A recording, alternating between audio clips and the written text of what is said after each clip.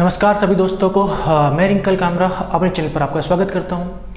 दोस्तों, हम टॉपिक पढ़ रहे हैं इंडियन पॉलिटी और उसका हम क्रैश कोर्स कर रहे हैं आने वाले एसएससी एग्ज़ाम्स के लिए, जैसे CHSL है, स्टेनोग्राफर है और जूनियर इंजीनियर का है। तो आज हमारी क्लास 4th है। इससे पहले मैं आपकी 3 क्लास ले चुका हूं। जो इस यूट्यूब चैनल पर नए हैं, चैनल को सब्सक्राइब कर लेना। इसमें पूरा पॉलिटिकल कोर्स आपको टाइम से करा दिया जाएगा इन एग्ज़ाम से पहले। तो दोस्तों, स्टार्ट करते हैं टॉपिक आज हम। और आज जो हमारा टॉपिक है, टॉपिक का है हमारा संविधान का पार्ट 1, यानी संविधान का भाग 1। मैंने अच्छे समझाया है कि जैसे किसी किताब में यूनिट्स होते हैं और यूनिट्स में चैप्टर्स होते हैं, वैसे मेरे संविधान में भाग हैं और हमारे भाग के अंदर होते हैं आर्टिकल्स। यानी मैं बोलूं कि भाग के अंदर होते हैं अनुच्छेद, आर्टिकल्स भी आप बोल सकते हो।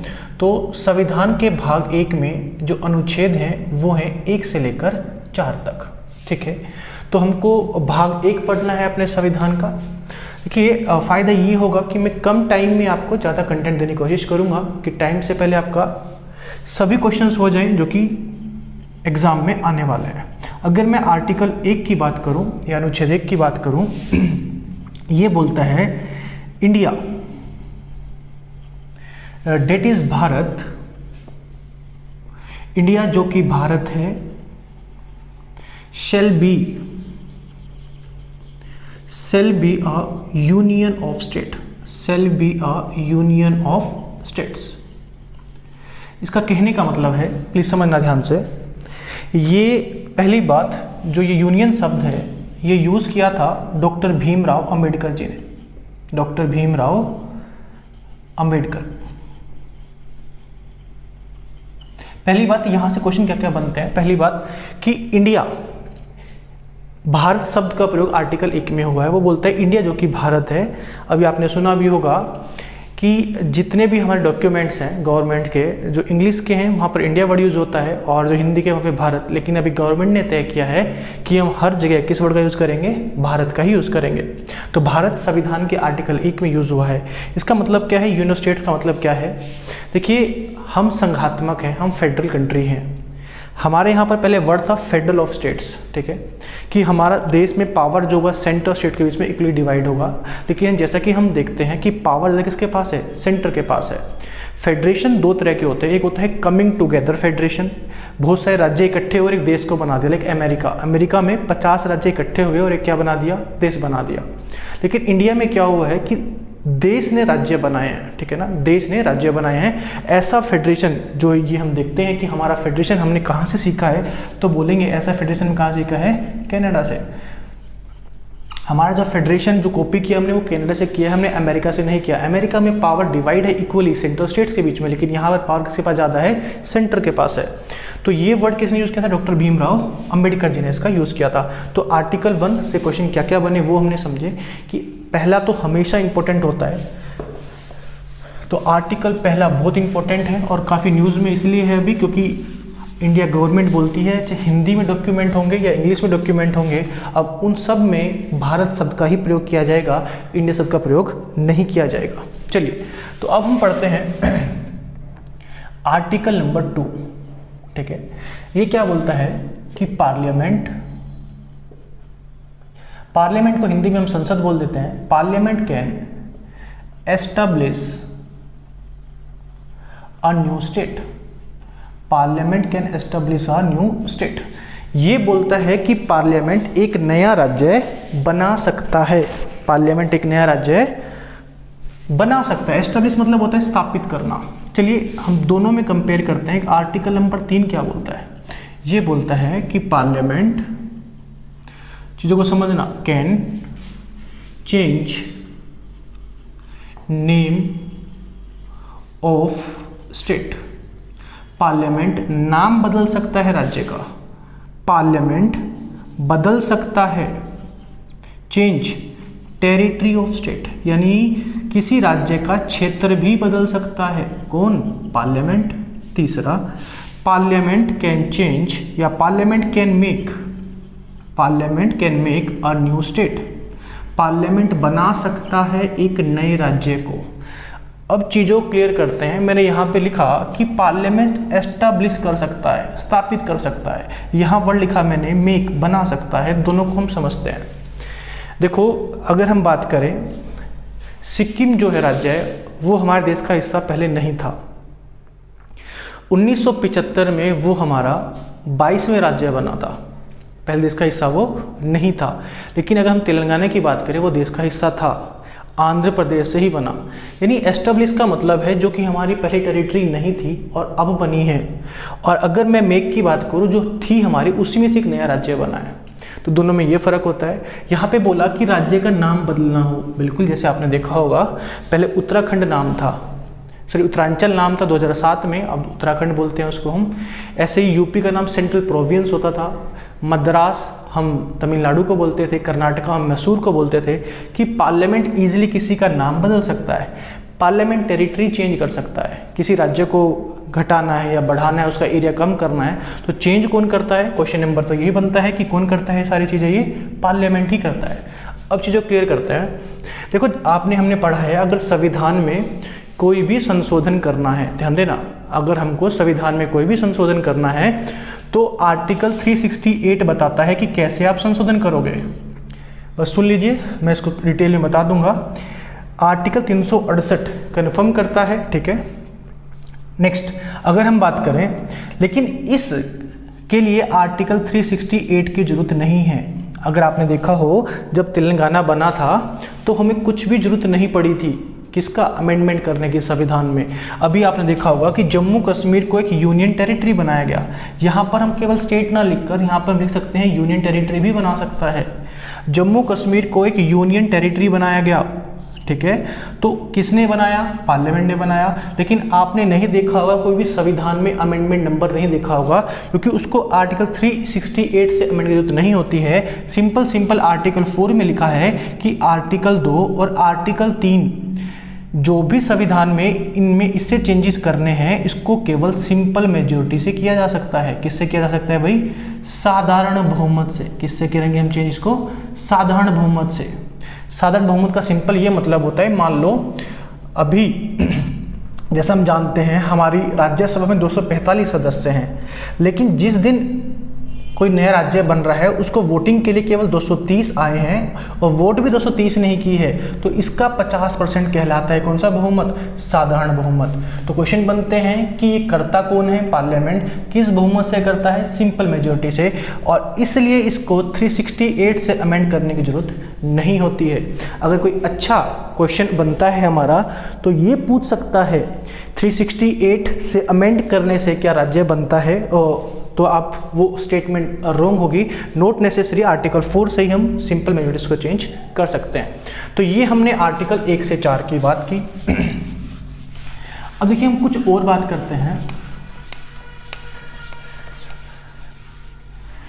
हमको अमेंडमेंट नंबर वहाँ पर चाहिए, जैसे बच्चे बोलते हैं सर सिक्किम के लिए अमेंडमेंट नंबर है। अगर सुप्रीम कोर्ट ऑर्डर कर देता है लैंड बाउंड्री एग्रीमेंट के लिए तो हमको अमेंडमेंट की जरूरत पड़ती है ना। दादर नगर हवेली, दमन एंड दीव के लिए अमेंडमेंट मिलेगा आपको, 10 अमेंडमेंट है दादर नगर हवेली के लिए। वहाँ पर लैंड बाउंड्री हमारा एग्रीमेंट हुआ है क्योंकि वो पुर्तगालीज के अंडर थे, उसकी बात भी अभी करते हैं।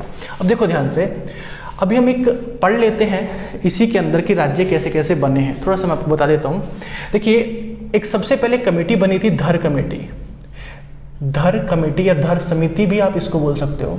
ये समिति 1948 में बनी थी। एक कमेटी बनी थी JVP कमेटी, जवाहरलाल नेहरू, वल्लभ भाई पटेल और पट्टा सीतारामैया कमेटी, ये भी 1948 में बनी थी। इन्होंने राज्यों को बनाने की बात की, लेकिन उसने बोला कि जो राज्य बनेंगे वो प्रशासनिक आधार पर बनेंगे, एडमिनिस्ट्रेटिव बेसिस पर बनेंगे। इन्होंने लैंग्वेज के बेस की बात नहीं की थी। लेकिन 1953 में क्या होता है, एक आंदोलन होता है आंध्र प्रदेश में, और आंध्र प्रदेश को मांग हुई थी कि इसको एक राज्य बनाया जाए अलग, लेकिन किस आधार पर? लैंग्वेज बेस पर। तो लैंग्वेज बेस पर जो सबसे पहला राज्य बना था वो आंध्र प्रदेश बना था। लेकिन इससे पहले कोई राज्य लैंग्वेज बेस पे नहीं बना था। इसके बाद एक कमेटी और बनाई गई, कमेटी का नाम है state reorganisation committee. State reorganisation committee, या हम बोल सकते हैं इसको राज्य पुनर्गठन आयोग। क्या बोलते हैं भाई? राज्य पुनर्गठन आयोग। इस पुनर्गठन आयोग को, इससे क्वेश्चन क्या क्या बनते हैं वो बहुत इंपॉर्टेंट है। सबसे पहली बात, इस आयोग को 1953 में बनाया गया। आयोग किस लिए बनाए जाते हैं? ताकि रिफॉर्म, सुधार लाए जा सके। गवर्नमेंट बनाती है किसी आयोग को रिफॉर्म, सुधार लाने के लिए। तो 1953 में ये आयोग बनाया गया। जब भी किसी को कोई आयोग बनाया जाएगा तो उसका एक अध्यक्ष बनाया जाएगा। इसकी अध्यक्षता करते हैं फैजल अली। दो और होते हैं, के एम पानिकर और कुंजरू। दो व्यक्ति और होते हैं इसके अंदर, के एम पानिकर, के एन कुंजरू। ये मैं आपको नोट्स में अलग से प्रोवाइड कर दूंगा, इतना इंपॉर्टेंट नहीं है। तो राज्य पुनर्गठन आयोग, फैजल अली ने इसकी अध्यक्षता की। इसने अपनी रिपोर्ट 1955 में दी। फैजल अली ने अपनी रिपोर्ट 1955 में दी और उसने बोला कि भारत में 16 तो राज्य होने चाहिए और 3 केंद्र शासित प्रदेश होने चाहिए। ऐसा ये अपनी रिपोर्ट में बताता है। लेकिन अभी हमने समझा कि राज्य बनाता कौन है? पार्लियामेंट बनाता है। तो पार्लियामेंट ने जो इसने अपनी रिपोर्ट सौंपी थी, इस रिपोर्ट को उसने क्या बना दिया? एक्ट बना दिया। तो ये एक्ट कब बना? 1956 में। क्वेश्चन पूछा जाता है कई बारी कि स्टेट रीऑर्गेनाइजेशन एक्ट कब बना था? 1956 में बना था। राज्य पुनर्गठन अधिनियम 1956 में बना और इसके तहत भारत में 14 राज्य बनते हैं और 6 केंद्र शासित प्रदेश बनते हैं, 6 यूटीज बनते हैं। ऐसा हुआ। अब हम बात करते हैं कुछ राज्यों की जो कि इंपॉर्टेंट हैं कि कौन सा राज्य कब बना। बिल्कुल क्वेश्चन पूछ सकता है कि धर कमेटी कब बनी, धर कमेटी किसके लिए थी? तो बोलेंगे राज्य के लिए थी, प्रशासनिक आधार पर थी, लेकिन लैंग्वेज बेस पे वो नहीं थी। अब देखो ध्यान से, अब हम बात करेंगे कि कौन सा राज्य कब बना। देखो 14 राज्य बन चुके थे 1956 में। फिर 1960 में एक राज्य होता था बॉम्बे। बॉम्बे को 2 में तोड़ दिया गया, गुजरात और महाराष्ट्र। गुजराती अलग और महाराष्ट्र अलग। तो 1960 में 15वां राज्य बनता है कौन सा? हमारा गुजरात। ठीक है भाई। फिर अगर मैं बात करूं, सारे राज्य नहीं बता रहा हूं मैं, 1966 में बना अपना 17वां राज्य जहां हम रहते हैं। मैं हरियाणा से बिलोंग करता हूं, तो हरियाणा कब बना है?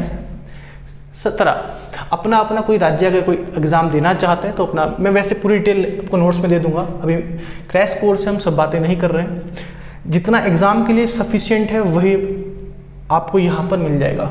तो काफ़ी इंपॉर्टेंट है। 1975 ये 22वां राज्य था। कौन सा राज्य था? 22वां राज्य था। राज्य का नाम है सिक्किम। मैं वही राज्य बता रहा हूँ जो कि काफ़ी इंपॉर्टेंट है। एक बहुत क्वेश्चन आता है गोवा से, तो गोवा राज्य कौन सा था भाई? 25वां राज्य था। ठीक है, कौन सा राज्य था? 25वां राज्य था। और हमको पता है 2 जून 2014 को 29वां राज्य बना है तेलंगाना। ठीक है, लेकिन अब राज्य कितने रह गए हैं? केवल 28 रह गए हैं। कितने रह गए हैं? 28। क्योंकि जम्मू कश्मीर अब एक यूनियन टेरिटरी होगा। क्या ऐसा किसने किया होगा? पार्लियामेंट ने किया होगा। किस आर्टिकल से किया हुआ? आर्टिकल नंबर 3 से किया हुआ, विद सिंपल मेजोरिटी। अब 2-3 बातें और समझते हैं। कुछ यूनियन टेरिटरी के बारे में हम जान लेते हैं। देखो आपसे कमेंट बॉक्स में चाहूँगा कुछ एक क्वेश्चन आप मुझे जरूर बताएं कि क्रम में बताना है कि 26, 27 और 28वां राज्य कौन से थे क्रम में। एसएससी का ही क्वेश्चन है, CHSL में ही आया था। 26वां, 27वां, 28वां क्रम में बताना है। मैं आपको ऑप्शन दे देता हूँ, छत्तीसगढ़, झारखंड और उत्तराखंड। ठीक है, इनमें से 3 राज्यों को क्रम में बताना है। 26, 27वां, 28वां कौन सा था। चलिए आगे चलते हैं। अब अगर हम आगे बात करें, अब कुछ यूनियन टेरिटरी की बात करता हूं मैं, ये काफ़ी इंपॉर्टेंट है। एक Dadar and Nagar Haveli union territory, जो कि पहले पुर्तगालियों के अंडर थी। दादर एंड नगर हवेली ये भारत का हिस्सा बनी 1961 में। और इसको मैंने पहले ही बोला, सुप्रीम कोर्ट ने ऑर्डर किए हैं कि अगर कोई हम लैंड बाउंड्री एग्रीमेंट करते हैं तो संविधान में अमेंडमेंट नंबर यानी स्पेशल मेजोरिटी से पास कराना पड़ेगा। आर्टिकल 4 से आप अमेंड नहीं कर सकते। तो 10वें अमेंडमेंट एक्ट से, ठीक है, 1961 में ऐसा किया गया। फिर है हमारा दमन एंड दीव और गोवा, ये भी दोनों पुर्तगालियों के अंडर थे। इसको किया गया 12वें अमेंडमेंट एक्ट से। ठीक है, और पुदुचेरी एक वाइड स्टेट तो 1954 में भारत का हिस्सा बन गया था। ये कब बन गया था हिस्सा भारत का? 1954 में। बट ये एक वाइड स्टेट था। ठीक है, एक वाइड स्टेट था, मतलब हमने इसको एक तरह से ग्रहण कर लिया था, एक्वायर कर लिया था, इस पर राज कर लिया था, जो कि पहले फ्रेंच के अंडर होता था। किसके अंडर होता था? ये फ्रेंच। और ये दोनों किसके अंडर थे? पुर्तगाली के अंडर थे। और इसको अमेंड किया गया था 14th अमेंडमेंट एक्ट 1962। ये है कॉन्स्टिट्यूएंट अमेंडमेंट एक्ट, 10वें संविधान संशोधन से ऐसा किया गया था। तुमको याद रखना है 10, 12, 14, ये काफ़ी इंपॉर्टेंट है। एक सिक्किम के बारे में जान लो थोड़ा सा। देखो सिक्किम जब हमारा एक्वायर्ड स्टेट बना था तो हमने अमेंडमेंट किया था 35th, ठीक है, 1974 में। लेकिन जब उसको फुल स्टेट बनाया गया तो अमेंडमेंट नंबर कौन सा था? 36 कॉन्स्टिट्यूशन अमेंडमेंट एक्ट था, ठीक है। तो ये कुछ क्वेश्चंस थे। आप अब कोई भी क्वेश्चन लगा लेना है, जैसे CHSL, CGL, स्टेनोग्राफर, मेरे हिसाब से आपका एक भी क्वेश्चन नहीं रहेगा। आप कमेंट बॉक्स में जरूर बताएं 26वां, 27वां, 28वां राज्य कौन से थे। तो ये टॉपिक था हमारा संविधान का भाग 1 part 1, that is about union territory. अगर आपको ये वीडियो यूजफुल लगता है तो आप लाइक कर देना और आगे अपनी वीडियो नोटिफिकेशन के लिए बेल आइकन को जरूर दबा लेना। तब तक के लिए हम नेक्स्ट वीडियो के लिए आप ध्यान रखना। धन्यवाद।